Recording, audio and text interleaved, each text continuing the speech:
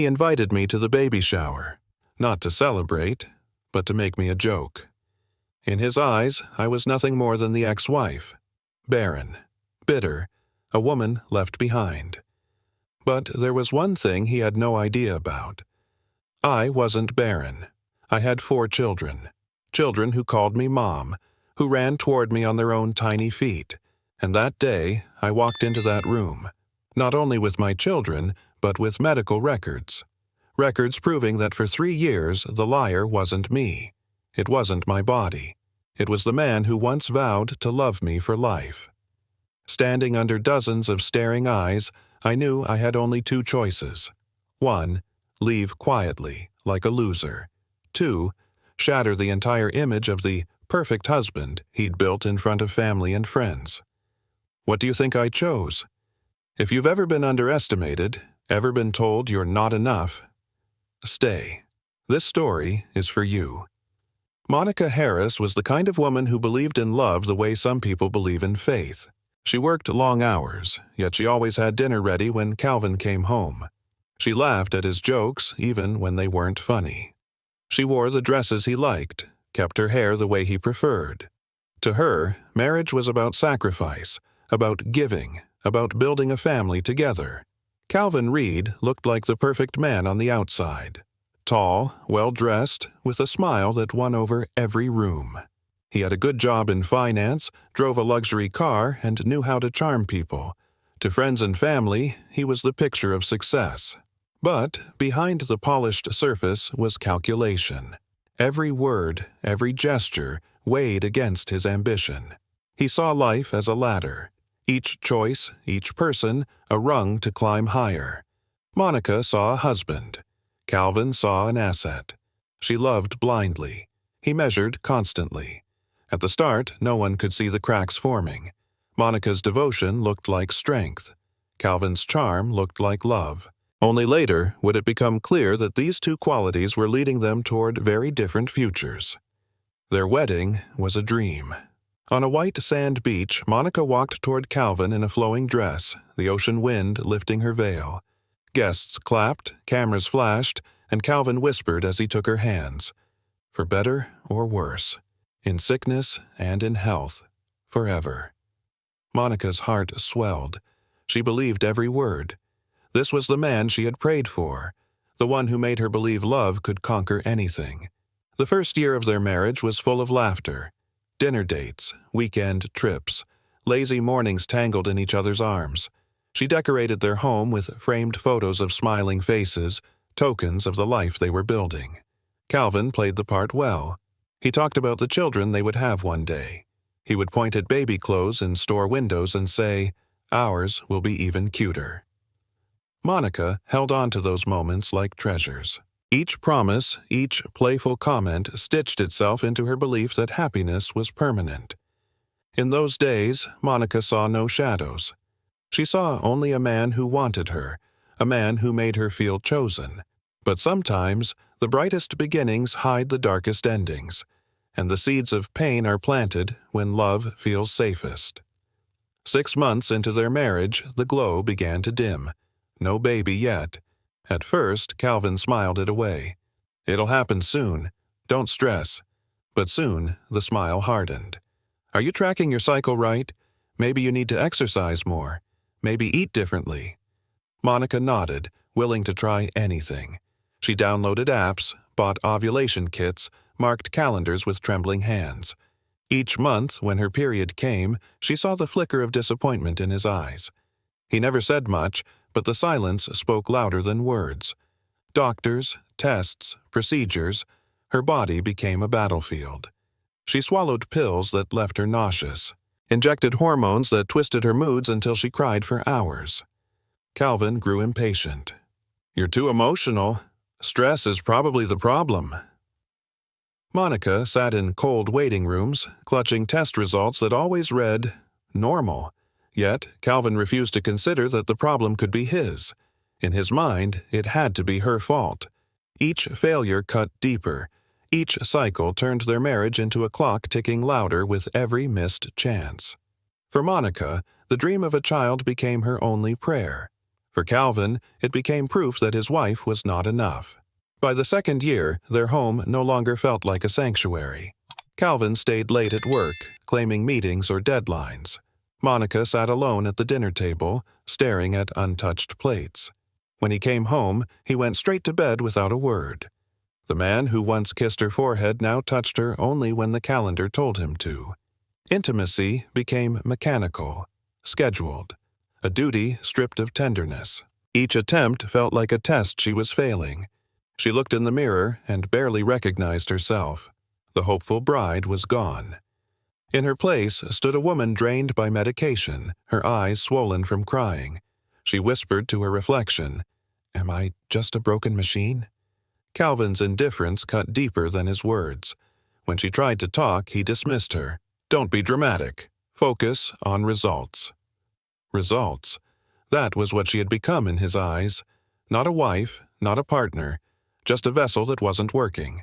Monica still cooked his meals, still smiled at his colleagues, still tried. But inside, she was breaking. What she didn't know yet was that Calvin's distance wasn't just coldness. It was the beginning of betrayal. Sunday dinners at the Reed household became a quiet kind of torture.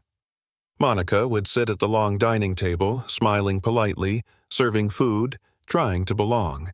But Calvin's mother always found a way to cut through her with a single sentence. "When will you give us a grandchild, Monica?" she asked one evening, her voice sweet but sharp. "I'm not getting any younger. I want to hold my grandbaby before it's too late." Her eyes fixed on Monica, heavy, accusing. The room went silent. Forks stopped. Everyone waited for an answer. Monica forced a smile. "We're trying." Calvin shifted in his chair, looking down at his plate. He didn't defend her, didn't say a word. His silence screamed louder than any accusation.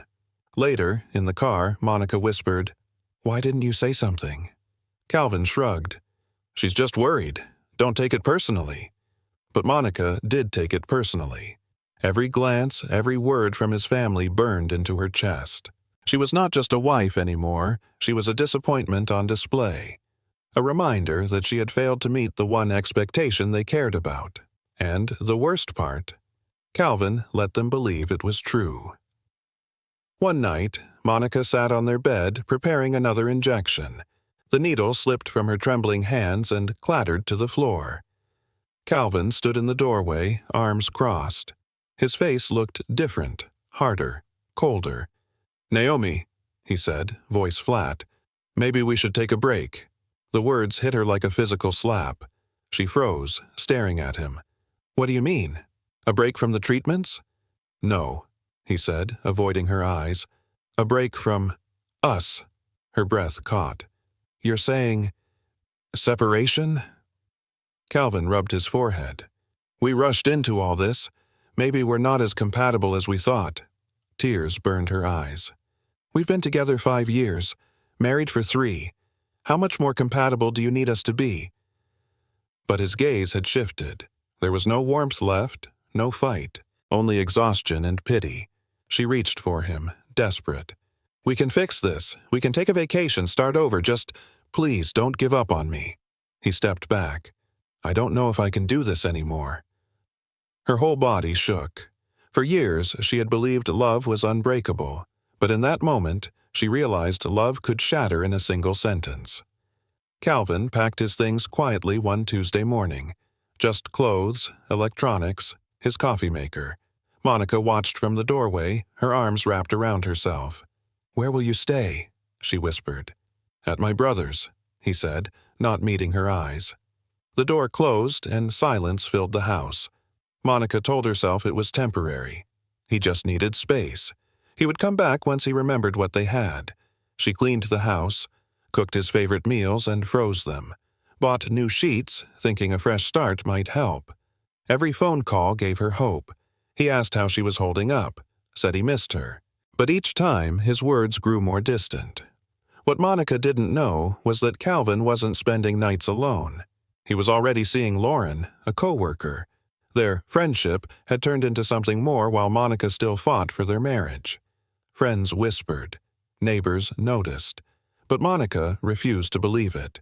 She clung to the idea that Calvin would walk back through the door, that the man she loved wasn't capable of betrayal. Yet, while she sat waiting, he was building a new life. And each day, he drifted further from the woman who still believed in him. 2 months into the separation, Monica received a call from their insurance company. A claim had been filed under Calvin's name. A consultation with a urologist. Confused, she asked for details. The representative hesitated. "I can't share specifics, but I can confirm it was for fertility testing."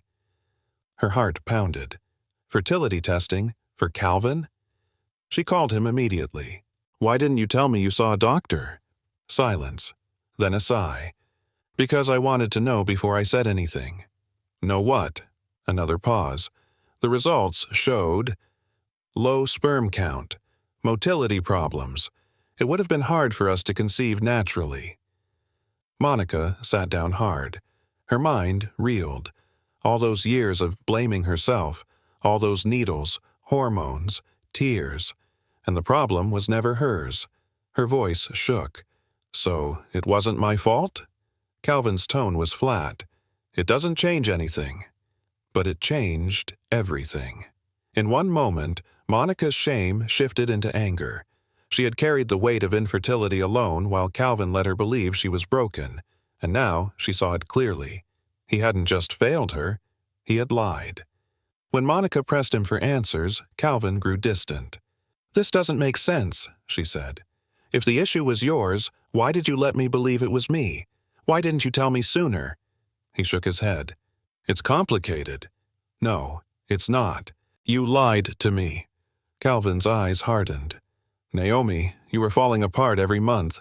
I didn't want to make it worse. I was trying to protect you." Protect her. The word stung. He had watched her inject herself with hormones. He had listened to her cry in the night. And all along, he had known the truth. Monica's chest tightened. "Or maybe you just didn't want to admit it was you." He snapped. "You're being irrational, always so dramatic. That's why this marriage is failing, not because of me." Gaslighting. Twisting the truth until she doubted her own memory. She looked at him, searching for the man who once whispered vows on a beach. But he was gone. In his place stood a stranger who rewrote their history to make her the villain. That night, Monica sat alone in the empty house, whispering to herself, "Was it all a lie? Did I ever know him at all?" Calvin filed for divorce 3 weeks later. The papers arrived in a thick envelope, delivered to her doorstep like a cruel package. Monica sat at the kitchen table, her hands shaking as she read the lines. Irreconcilable differences. Division of assets. Primary residence to Calvin Reed. He wanted everything. The house, the savings, even the car she drove to her doctor appointments. She called him, voice trembling. "You're leaving me with nothing?" His answer was cold. "You don't need a big house for just yourself. Be practical, Monica. Be practical." After years of sacrifice, after bleeding herself dry to save the marriage, he stripped her bare. She fought in court, but Calvin had money, lawyers, connections. The judge's gavel fell, and with it, her security vanished. The day she moved out, she carried 2 suitcases and a box of photo albums.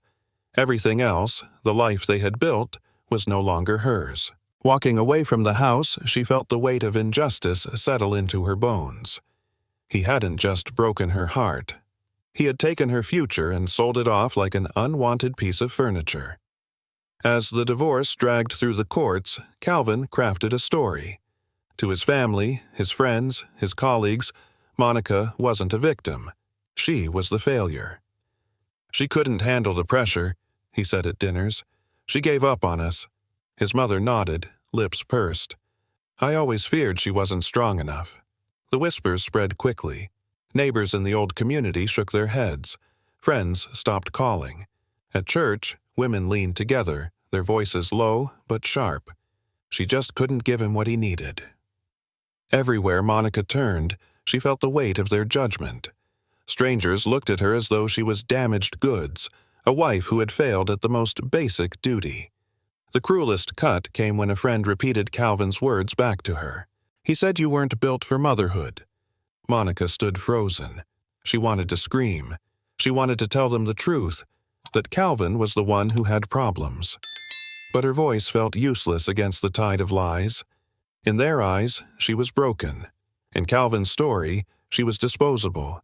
And, with every rumor, every whisper, her name sank lower, her dignity stripped away piece by piece. Her new apartment was small, dim, and nearly empty. A couch with a tear in the fabric. A wobbly chair she picked up at a thrift store.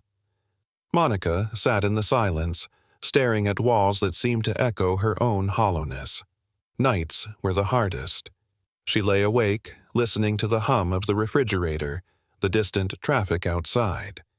The bed felt like an ocean of cold sheets, swallowing her whole.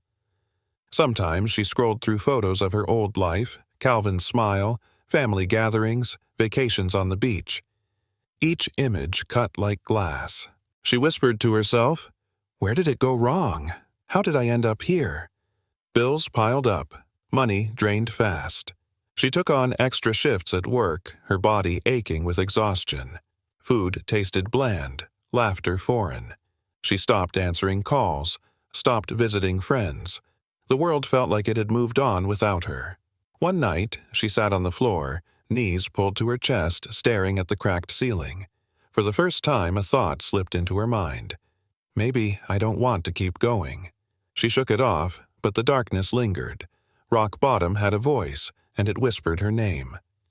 Weeks later, an envelope appeared in her mailbox. Expensive paper, golden lettering. She opened it with trembling hands. Inside was an invitation. "You are cordially invited to celebrate the upcoming arrival of our baby." The names printed in bold. Calvin Reed and Lauren. Her stomach turned. She gripped the card so tightly her knuckles whitened.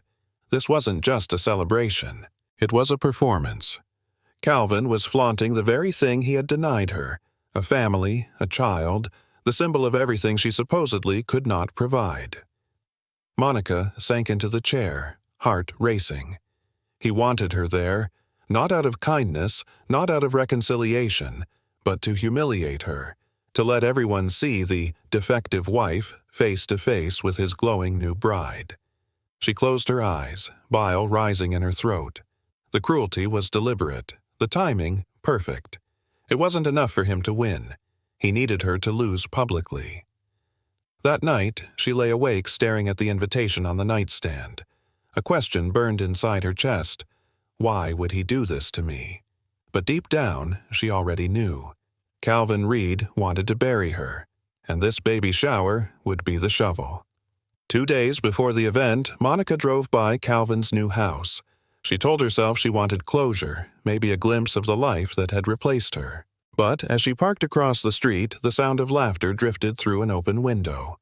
She froze. Voices carried into the night. Lauren's voice, light and mocking. "Do you think she'll actually show up?" Calvin chuckled. "Oh, she will. She can't resist. And when she does, everyone will see the truth. The poor, barren wife standing in the shadow of the woman who gave me everything she couldn't." Lauren giggled. "It's cruel." "It's justice," Calvin said, his tone sharp. "She wasted my time. Now she'll be nothing more than a sad reminder." Monica's hands shook on the steering wheel. Tears blurred her vision, but she stayed still, listening as they laughed at her pain, turning her heartbreak into entertainment. In that moment, something inside her cracked. The man she once believed was her soulmate now plotted her humiliation like a spectacle. Her chest heaved. She whispered to herself, "They think I'll be destroyed, but they have no idea what's coming." The night after overhearing Calvin and Lauren, Monica sat in her apartment, phone buzzing in her hand. It was Maya, her older sister. Monica almost didn't answer, ashamed of her tears, but she picked up. "Monica," Maya said softly, "I know what you're doing. You're sitting in the dark, replaying his words." Silence stretched. Monica whispered, "He called me broken, Maya. He told everyone I couldn't give him what he needed. Maybe he's right." "No." Maya's voice sharpened. "You are not broken. You are not defective. You were lied to. He wanted you to believe it so he could walk away without guilt, but it was never the truth. Monica bit her lip, her chest trembling. Then why does it hurt so much? Because you loved him, Maya replied. But loving the wrong man doesn't make you weak. It makes you human, and it doesn't define who you are. You are still whole, Monica. You always were. For the first time in months, Monica let herself cry openly, not in shame, but in release. The pain was still there, sharp as glass, but Maya's words lit a spark, a tiny, fragile hope. A week later, Monica's phone rang with an unfamiliar number. She hesitated before answering. On the line was Dr. Patel, the fertility specialist she had visited months ago. "Monica," the doctor began, "I finally received the results of your full panel. I don't know if anyone explained them to you." Her stomach clenched. "No. Calvin always handled the reports." There was a pause, then the doctor spoke gently. "Your results are completely normal. In fact, your hormone levels are strong. You have no medical barriers to pregnancy. None." Monica froze, gripping the phone tighter. "You're saying I can have children?" "Yes," Dr. Patel confirmed. "You are perfectly healthy. If anything, you're a good candidate for multiple pregnancies." Her breath caught, tears spilling down her cheeks. For years, she had injected hormones, endured needles, blamed herself. And all along, she was never the problem. When she hung up, Monica sat in stunned silence. The shame that had chained her to Calvin shattered. She wasn't broken. She had never been broken. In its place rose a burning question. If she wasn't the problem, then why had Calvin let her suffer alone? Monica requested copies of her old medical files. Late at night, she spread them across her kitchen table, reading every line. And there it was. Notes from Calvin's consultations. Low count. Motility issues. The problem had always been his. Her stomach twisted. Every injection, every sleepless night, every tear. He had let her endure it while he kept silent. Worse, he had used it against her, turning his own weakness into her shame. Memories crashed down. His coldness. His silence at dinners when his mother pressed her. His shrug when she asked for comfort. He had known all along. She whispered into the empty room, "You wanted me to believe I was defective. You wanted me to carry your secret so you could walk away clean." The realization shook her to her core. Calvin hadn't just betrayed her as a husband. He had stolen years of her life, stolen her dignity, stolen her hope. But in that same moment, anger began to replace despair. The mask was off. The man she once loved was a coward who had sacrificed her for his pride.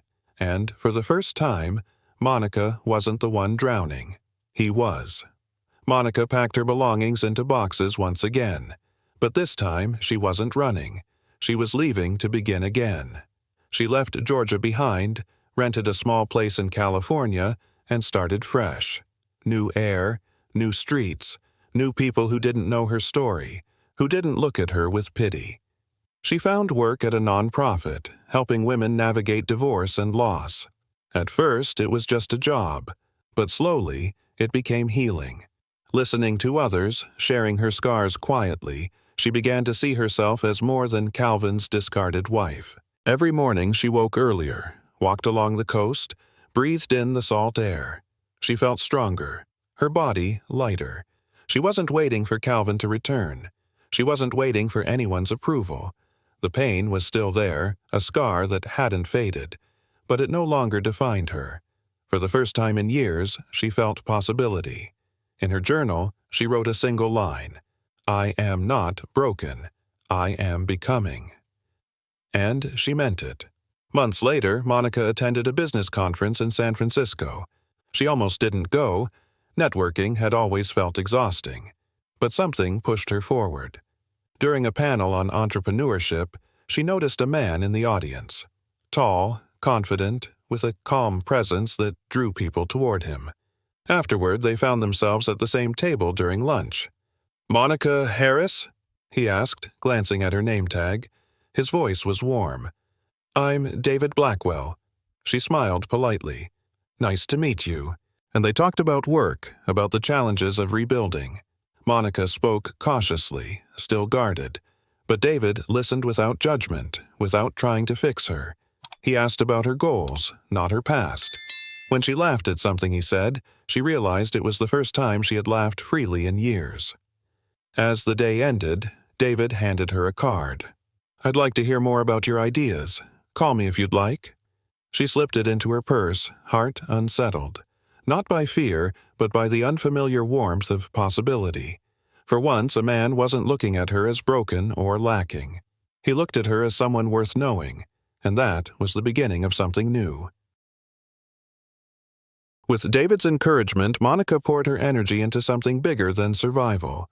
Together, they launched a consulting firm for women rebuilding after divorce, loss, or abuse. At first, Monica doubted herself. Could she, the woman once discarded and humiliated, guide others toward strength? But each client reminded her of her own reflection. Tired eyes, trembling hands, voices carrying the same shame she once knew. Monica would lean forward and say, "You're not broken. You're beginning again."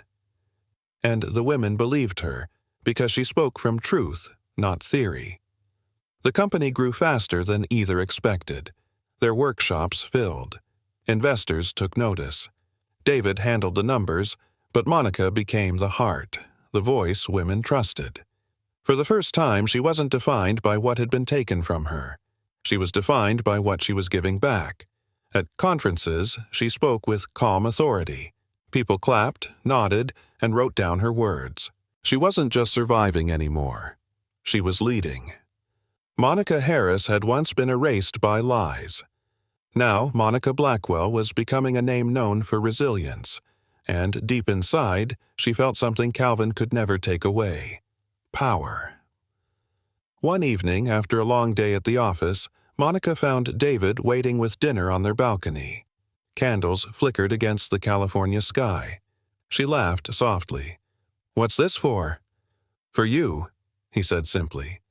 Halfway through the meal, David stood, reaching into his pocket. He didn't kneel, like in fairy tales. Instead, he looked her straight in the eye. "Monica," he said, voice steady, "I don't love you for the children we might have. I don't love you because of what you survived. I love you because of who you are. Strong, brilliant, compassionate. You are the partner I respect and the woman I choose. Will you marry me?" Tears blurred her vision. For years, she had begged to be chosen for what she could give. But this was different. "Yes," she whispered. "Yes, 1,000 times." David slipped the ring onto her finger. No promises of fixing her.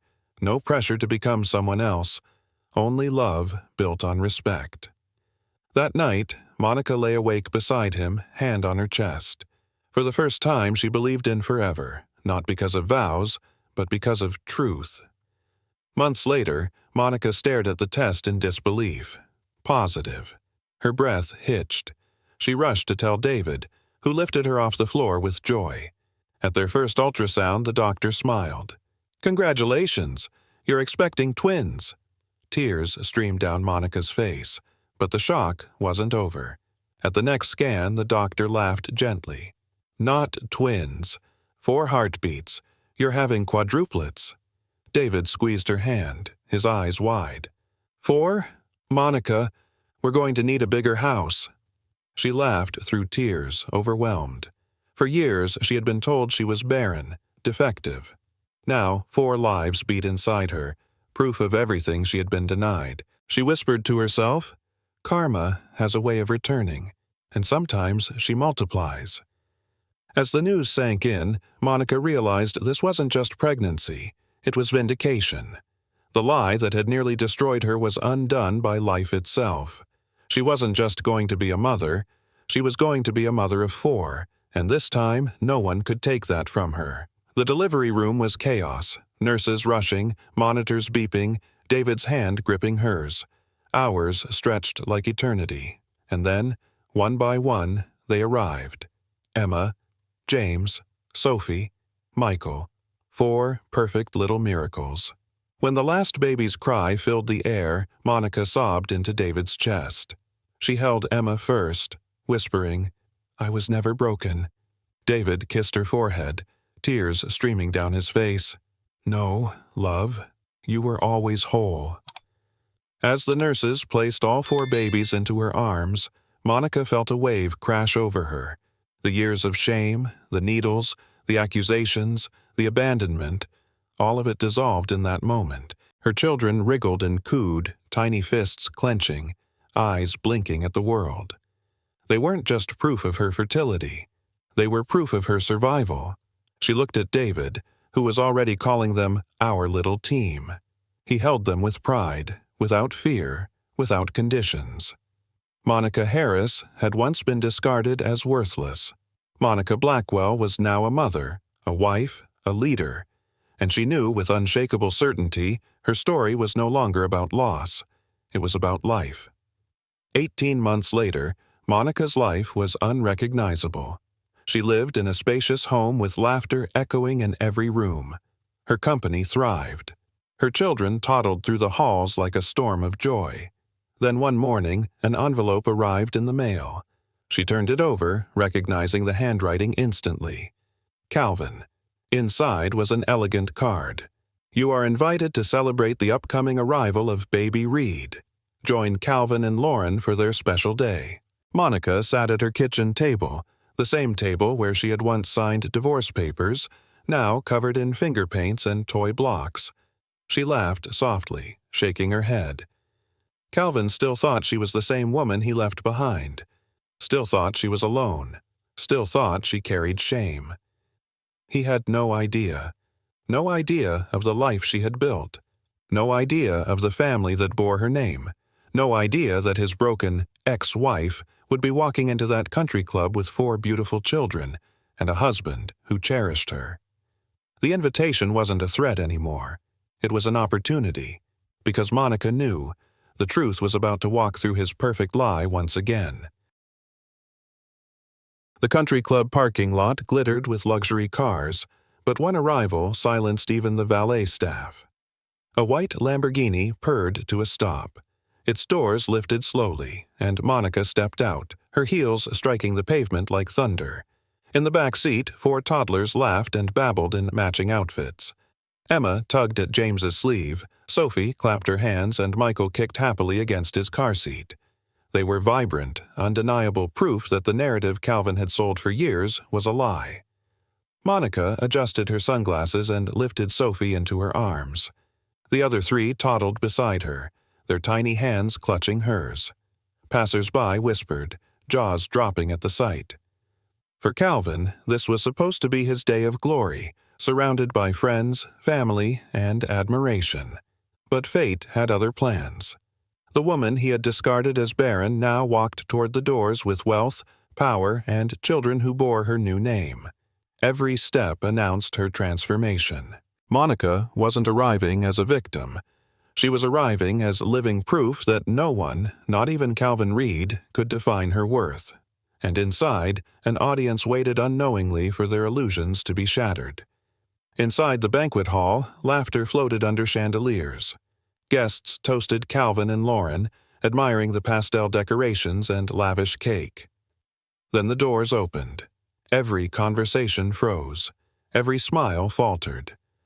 Monica Blackwell, stepped in holding her daughter with 3 more children trailing at her side. A glass slipped from someone's hand. Shards scattered across the marble. Calvin's face drained of color.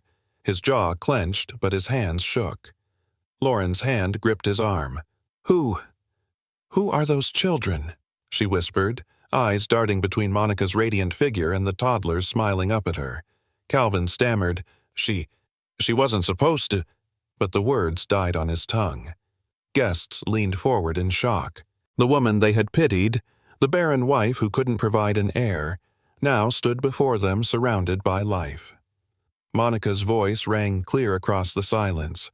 "You invited me, Calvin. You wanted everyone to see me broken. Well, here I am." Gasps rippled through the hall. No one could look away. In that single moment, the narrative Calvin had spun for years cracked, and the cracks spread like lightning across marble. The stage was set for truth. Monica set Sophie gently into a stroller and reached into her handbag. She pulled out a slim folder. Her voice stayed calm, each word echoing. "These," she said, holding up the papers, "are medical records. Records Calvin never wanted you to see." Eyes widened. Guests leaned closer. "For years, he told you I was broken, that I was the reason our marriage failed, that my body betrayed him. But the truth," she flipped the folder open, "is here. Tests showed I was perfectly healthy, exceptionally fertile, in fact. Calvin knew. He hid it." Mrs. Reed's hand covered her mouth. Lauren shook her head, disbelief battling dawning horror. Monica's voice grew firmer. "While I injected hormones, while I cried myself to sleep, while I begged doctors for answers, he let me believe I was defective. He sabotaged everything, and then walked away." Calvin's voice cracked. "That's not true!" But his denial rang hollow against the cold weight of paper in Monica's hand. She held up the doctor's signature for all to see. "This is the truth," she said, "and you can't hide from it anymore." The silence was heavy. Judgment shifted. Eyes no longer pitied Monica. They condemned Calvin. Lauren stepped back from Calvin as though burned. "You told me she was unstable. You told me she couldn't have children." Monica's toddlers tugged at her dress, their laughter slicing through the tension like a cruel reminder. They were real, alive, undeniable. "Lauren, wait." Calvin reached for her, but she recoiled, fury twisting her face. His mother's voice trembled. "Calvin, is it true? You lied to all of us?" The room erupted. Whispers became accusations. Friends muttered about betrayal. Family members shook their heads in disgust. Calvin's hands rose in desperation. "I just wanted a chance to be happy." "But you destroyed me to get it," Monica answered, her tone steady.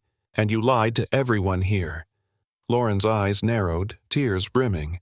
"You ruined me too, Calvin. You dragged me into your lies." She pulled her arm free, leaving him alone in the center of the room. For the man who had once basked in admiration, there was nothing left but shame. His empire of deceit crumbled before the very people he had tried to impress. Calvin Reed lost everything that night, not just his reputation, but the illusion of power he clung to. Calvin thought ending the marriage ended her story, but that night proved him wrong. His lies collapsed under the weight of truth, and the woman he once called broken walked away stronger than ever. Monica didn't just survive betrayal, she rebuilt her life from its ashes. She became a wife loved for who she was, not what she could give. She became a mother to 4 beautiful children who carried her new name. She became a leader who lifted other women out of the shadows she once lived in. Calvin was left with nothing but whispers of shame. Monica walked out with everything he said she would never have: dignity, love, and a future that belonged only to her. Her story reminds us that our worth is never written by those who try to diminish us. It is written by how we rise after we've been torn down. If you've ever been told you weren't enough, let Monica's journey remind you, you are. And sometimes, the most powerful revenge is simply living well. Subscribe for more stories of justice, love, and rebirth. And tell us, if you were in Monica's place, what would you have done next?